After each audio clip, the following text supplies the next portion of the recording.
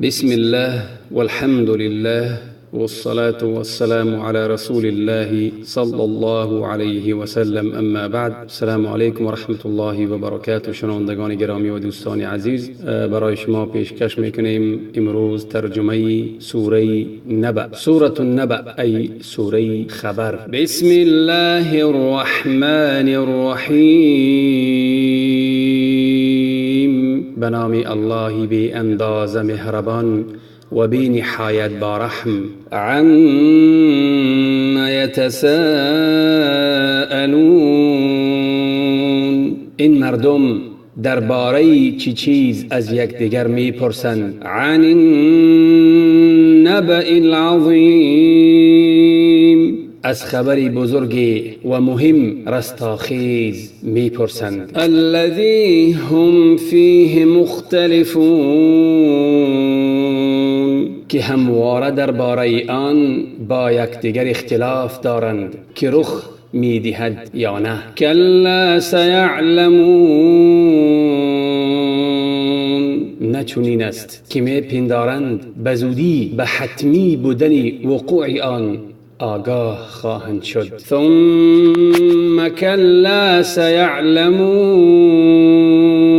باز هم نچنین است که میپندارند بزودی خواهند فهمید. الم نجعل الارض مهادا. آیا ما زمین را جایگاهی آماده یا که بستری آرامشی برای زندگی شما انسانها نساخته ایم؟ والجبال اوتادا. و کوهها را میخهایی برای استواری آن ننهاده ایم. و خلقناکم ازواجا. و شما را به صورت جفتهای نر و ماده نیافریده ایم. و جعلنا نومکم سباتا. و خوابتان را مایه آرامش و آسایشتان نکرده ایم. و جعلنا اللیل لباسا. و شب را جامه و پوشش ننموده ایم تا در خلوت شب دور از دیدگان مردمان آرامش و آسایش کنید و به تجدید قوا بپردازید. و جعلنا النهار معاشا. و روز را وقتی تلاش و کوشش زندگی نکرده ایم تا پس از تجدید قوت در شب در روز به کار و کسب بپردازید. و بنینا فوقکم سبعا شدادا. و بالای سری شما 7 آسمان استوار نساخته ایم و بر فراز فرش زمین و چراغ درخشان و فروزان را نیافریده ایم تا در بزمگاه جهان محیط را برایتان روشن و گرم دارد. و انزلنا من المعصرات ماء ثجاجا. و از ابرهای افشارنده آبی فراوانی ریزنده فرون فرستاده ایم. لنخرج به حبا و نباتا. تا با آن برویانیم دانه ها و گیاها را. و جنات الفافا. و باغهایی از درختانی به هم پیچیده و انبوه بیرون آوردیم. این یوم الفصل کان میقاتا. بیگمان روزی داوری یا که روزی جدایی وعدگاه است. وعدگاه ما و شما هست. یوم ینفخ فی الصور فتأتون افواجا. روزی که در سور میدمند و شما گروه گروه به عرصه محشر می آیید. و فتحت السماء فکانت ابوابا. آسمان ها باز و گشاده می گردند و به درها و دروازه ها تبدیل می شود. و سیرت الجبال فکانت سرابا.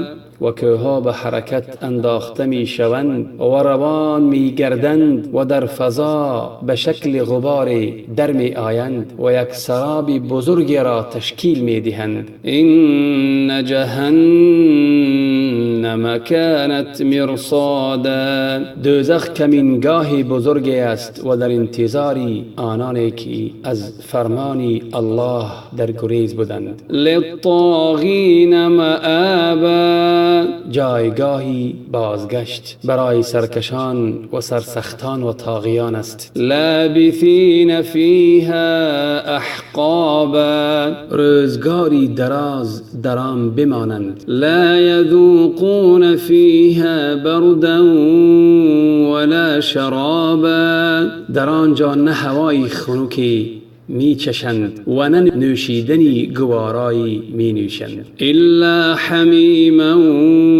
و غساقا، ولی آب جوشان و سوزان و زردابه و خونابه زخمی دوزخیان را می نوشند. جزاء وفاقا، پاداشی هست مناسب اعمالشان. انهم كانوا لا يرجون حسابا، اینان بودند که بروز حساب امیدی نداشتند، ای باوری نداشتند. و کذبوا بآیاتنا کذابا، و آیات ما را به شدت و با همه وجود انکار می کردند. و کل شیء احصیناه کتابا، و ما همه چیز را از خوبی و بدی آنان بشمرده و در نامه اعمالشان ثابت کرده ایم. فذوقوا فلن نزیدکم الا عذابا، پس بچشید ما هرگز چیزی جز عذاب و درد و رنج برایتان نمی افزاییم. ان للمتقین مفازا، بیگمان برای پرهیزکاران پیروزی و کامیابی است. و حدائق و اعنابا، باغهای سرسبز و خرم و نمودهای از انگورها. و کواعب اترابا، و دخترانی نوجوان و نارپیستان همسن و سال. و کأسا دهاقا، و جامی پر از شراب. لا يسمعون فيها لغوا ولا کذابا، بیهشتیان در آنجا نه سخنی پوچ و بیهوده‌ای میشنوند و نه دروغگویی و دروغگو نامیدنی. جزاء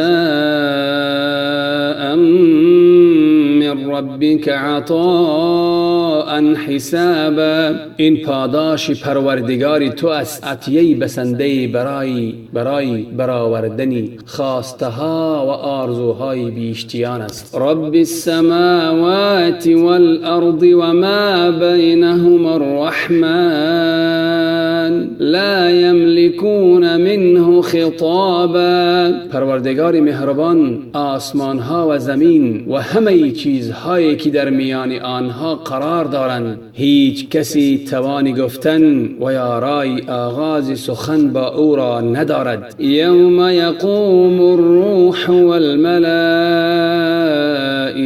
صفا صفا لا يتكلمون الا من اذن له الرحمن وقال صوابا، در آن روزی که جبرائیل و فرشتگان به صف می ایستند و هیچ کدام زبان به سخن نمی کشایند مگر کسی که خداوند مهربان بدو اجازه دهد و او نیز سخن راست و درست بگوید. ذلك اليوم الحق فمن شاء اتخذ الى ربه مآبا، آن روز واقعیت دارد و حتمی و قطعی است، نه پندار و خیال و داستان و افسانه. پس هر کسی که بخواهد میتواند به سوی پروردگارش برگردد و راهی رضایی الله و خوشبختی را در پیش گیرد.